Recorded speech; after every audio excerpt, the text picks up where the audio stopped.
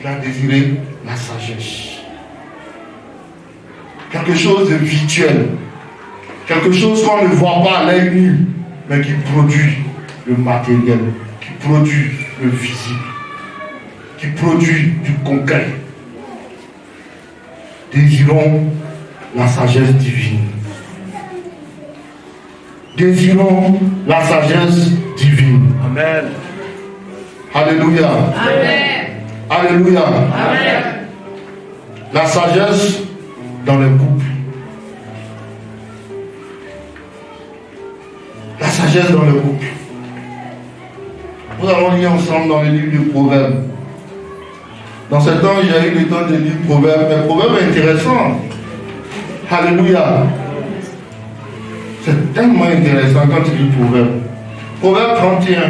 Proverbe 31.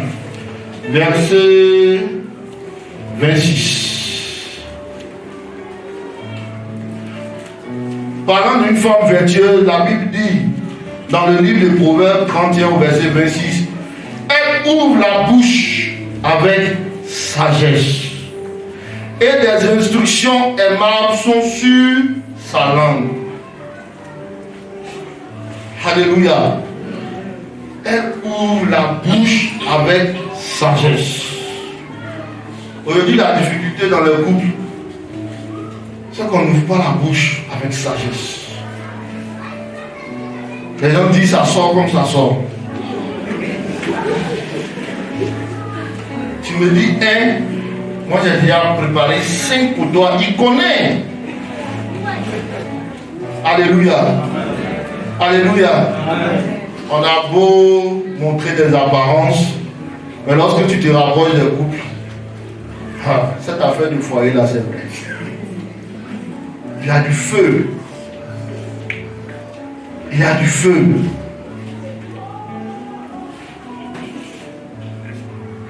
Comité conjugal matrimonial Yako. Sérieux, j'ai eu à gérer 2 situations de couple dans ce temps, mais tué.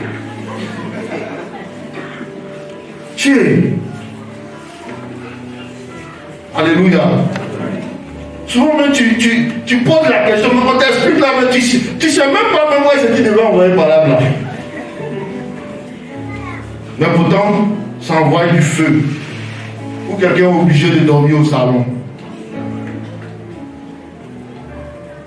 Alléluia.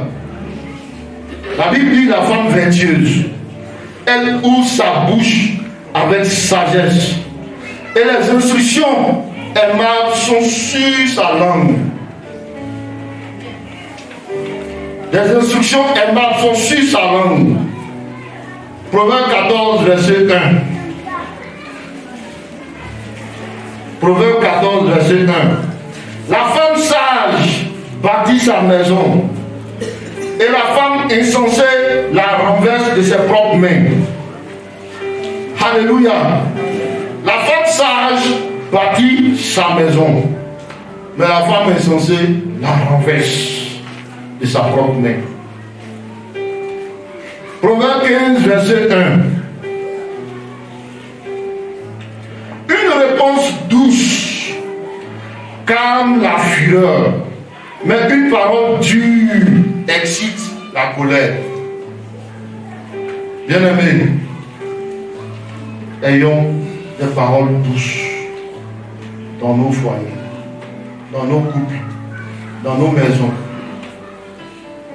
La personne peut avoir fait, peut-être c'est la femme, peut-être c'est l'homme qui a eu une attitude déplacée, mais si tu as une parole douce, tu as tout réglé. Alléluia. La sagesse se voit surtout dans ta façon de réagir par rapport à une situation. La réaction, la réponse que tu donnes face à un défi qui t'est posé, que ta femme t'a posé, ou bien que ton mari t'a posé. C'est en fonction de ça qu'on juge de ta sagesse. Alléluia. Que Dieu donne à tous nos couples de vivre dans la sagesse, de manifester la sagesse de Dieu, de manifester la sagesse de Dieu. On peut avoir des différends. Mais il faut trouver les mots justes. Il faut parler quand il faut parler. Quelqu'un vient du boulot, il est fatigué. Il a eu beaucoup de pression là-bas. Et c'est là que toi tu viens, tu veux parler de ton problème qui te fatigue depuis ce qu'il t'a fait. Aïe, s'il vous plaît. Il faut choisir le bon moment. Il faut choisir les mots, mais il faut choisir le moment. Pour qu'il y ait la paix dans nos couples. Alléluia. Il faut choisir le bon moment. Il faut choisir la stratégie pour parler. Il faut avoir la sagesse pour parler. Et Nathan, dans le livre de 2 Samuel 12, verset 1 à 7, on voit l'histoire de Nathan.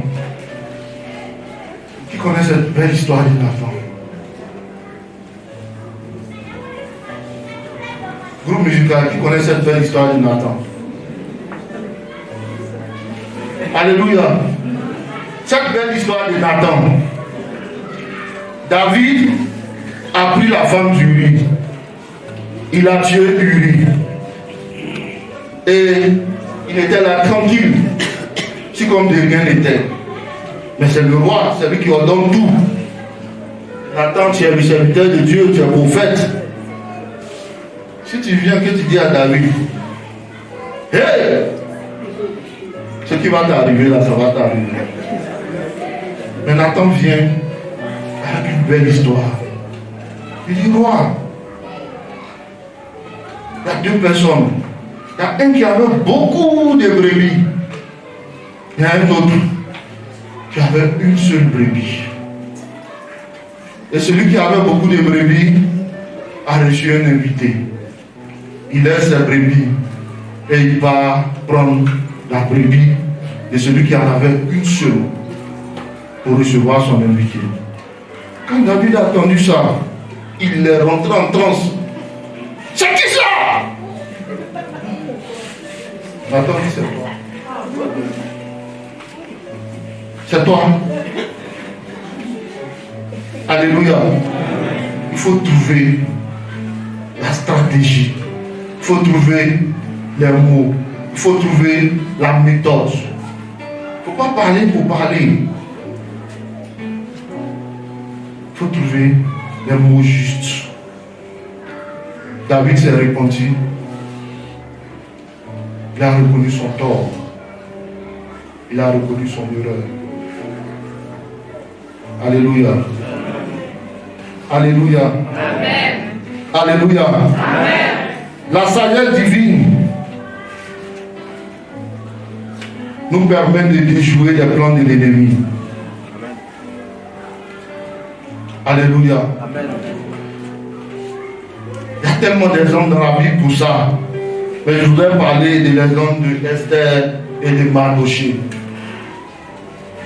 Je vous invite à lire le livre d'Esther. C'est un livre très intéressant.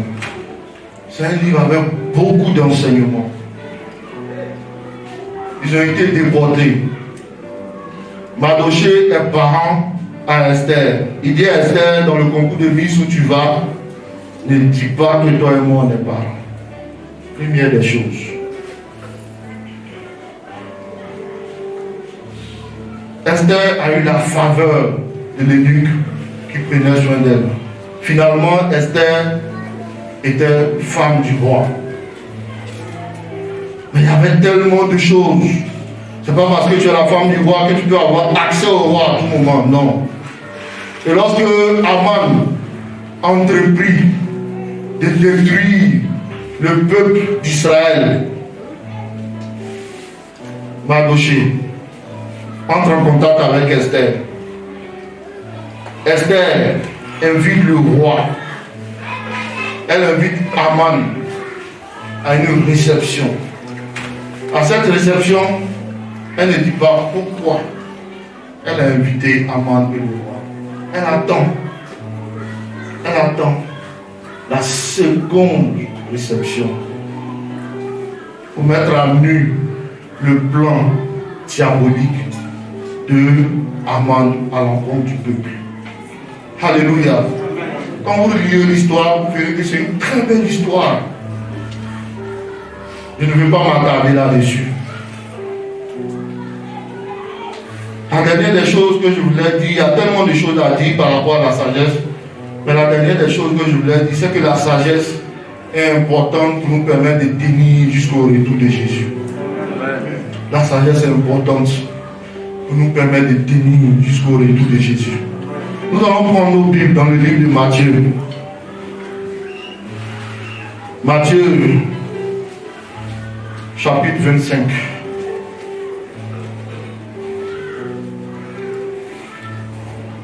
À partir du verset 1er. Alors le royaume des cieux sera semblable à 10 vierges qui, ayant pris leur lampe, allèrent à la rencontre de l'époux.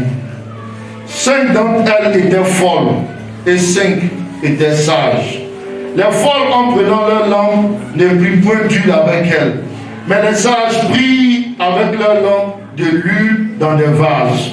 Comme l'époux tardait, toutes s'assoupirent et s'endormirent. Au milieu de la nuit, on cria, voici l'époux, allez à sa rencontre. Alors toutes ces vieilles se réveillèrent et préparèrent leur lampe. Les folles dirent aux sages, donnez-nous de votre huile, car nos lampes s'éteignent. Les sages répondirent, non, il n'y aura pas assez pour nous et pour vous. Allez plutôt chez ceux qui en vendent et achetez-en pour vous. Pendant qu'elle allait en acheter, l'époux arriva. Celle qui était prête entrait avec lui dans la salle des noces et la porte fut fermée. Plus tard, les autres vieilles vinrent et dirent, Seigneur, Seigneur, ouvre-nous. Mais il répondit, je vous le dis en vérité, je ne vous connais pas. Alléluia. C'est une belle parabole que Jésus a donnée pour illustrer son retour. 10 vierges. Vierge, symbole de la sanctification, symbole de la sainteté. 10 vierges. L'époux, Jésus-Christ, qui revient. La Bible dit parmi ces vierges, il y avait 5 qui étaient folles. Et il y avait 5 autres qui étaient sages. Celles qui étaient folles, elles étaient saintes parce qu'elles étaient vierges. Leur lampe et l'huile qui est le symbole du Saint-Esprit, de l'onction, arrivait à un moment comme l'époux tardait, l'huile a commencé à manquer dans leur lampe et leur lampe s'est éteinte. Celles qui étaient sages, comme l'époux tardait, elles aussi, elles se sont assoupies. Elles aussi, elles ont dormi. Mais à la différence, elles avaient une réserve d'huile. Elles avaient une réserve d'onction. Elles avaient une réserve. Alléluia. Elles avaient une réserve. Lorsqu'on a crié que l'époux arrive, elles n'ont pas eu besoin d'aller chercher, d'aller fouiller, parce que c'était déjà là. Il fallait juste mettre dans la lampe pour aller à la rencontre de l'époux. Alléluia. Tout le monde dit Jésus revient. Les gens disent prenez ça même pour s'amuser. Jésus revient bientôt. On se voit quand le jour où Jésus va revenir bientôt, on va se voir. C'est devenu un jeu de gauche à droite. Mais c'est une vérité. Jésus va revenir. Quand il reviendra, est-ce qu'il va te trouver encore dans la foi? Est-ce que ta sagesse aura été un atout, un additif pour te permettre de tenir encore et encore et encore jusqu'à ce que Jésus revienne? Est-ce que ta sagesse sera un additif? Dans les années 1992, j'étais à l'école les dimanches et il y a un tonton Gilet, je ne peux jamais l'oublier. Il était toujours à la maison. Toujours à la maison, en train de nous suivre. en train de nous suivre. Toujours. Il n'y a pas un jour où tonton JP ne vient pas à la maison. Toujours. Quand je suis arrivé à l'université, j'ai appris que tonton JP était derrière les masques. Il était derrière les masques. Celui qui nous a bercé dans l'évangile. Celui qui nous a conduit à la lumière. Lui aujourd'hui, il est dans le masque. Est-ce que la sagesse divine pourra t'aider à tenir jusqu'à ce que Jésus revienne? Bien-aimé, la sagesse est disponible pour chacun de nous. La sagesse, elle permet de peser quelqu'un pour voir si tu es léger ou que tu es lourd. Alléluia. Alléluia. Amen. Ce matin, ma prière, c'est que nous devenions des hommes et des femmes accomplis. Des personnes qui soient remplies de sagesse, qui grandissent en sagesse, comme notre Seigneur Jésus-Christ, le modèle parfait. La Bible dit dans le livre de Luc, chapitre 2, au verset 52, il grandissait en sagesse. Avant son ministère, il grandissait en stature, il grandissait en grâce, mais il grandissait aussi en sagesse. Que la sagesse divine nous donne d'avoir une vie chrétienne réussie. Au nom de Jésus. Amen.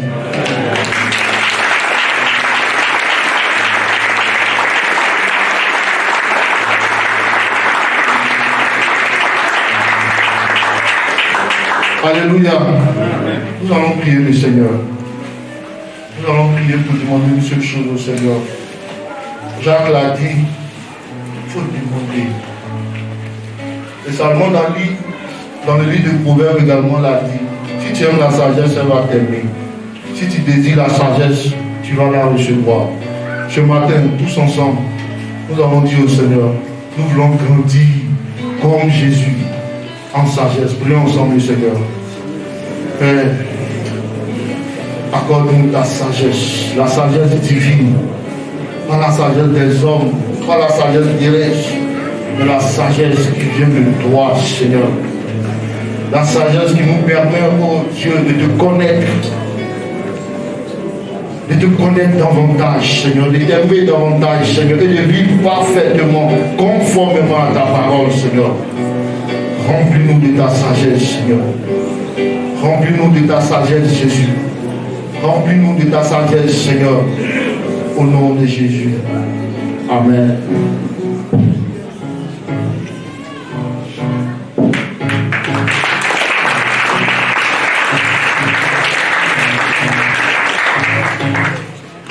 Alléluia.